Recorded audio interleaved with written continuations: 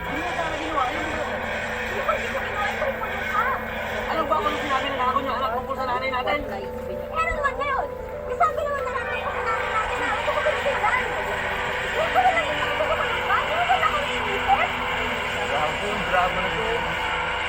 Oo, pwede ka mag-artista. Baka-drama na. Ano mo ipanggap ang dyan? Ikunin mo naman. Grabe naman to, Luisa. Uy! Luisa, sakap mo to. Uy, Luisa! Ang tiga naman to. Teka lang na maikiya kasi yung mga bata din pagkakangalan. Kasi na,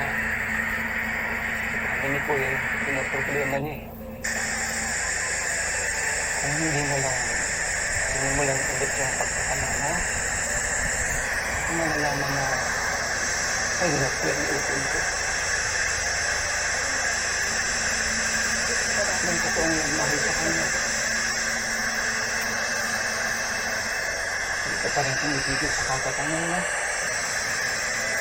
Paano kung tama ka lang? Kung sikot na meron tayo.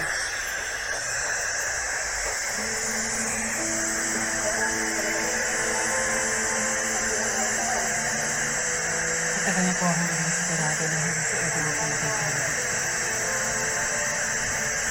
Pero kung mali ako, tatanggapin ko. Para sa akin, malaman natin. Kapag ko. Dito na sa yung susi! Alam niyo, may ayaw sa kanya. Susi! Hindi lang dahil sa mga pinagulang namin. Wala rin naman kaming naitulong ng kuya ko.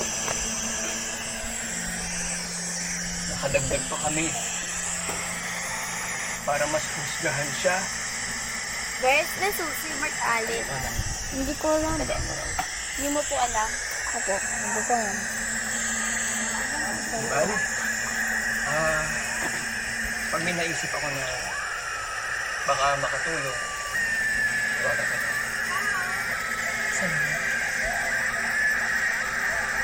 Kaya lang kuya mo. Katulad din namin magkakapatid. Ginaya ng buhay yung mga utol natin.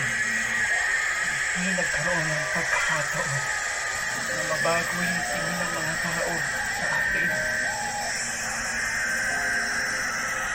Tayo na lang ang pwedeng gumawa ng para sa kanila.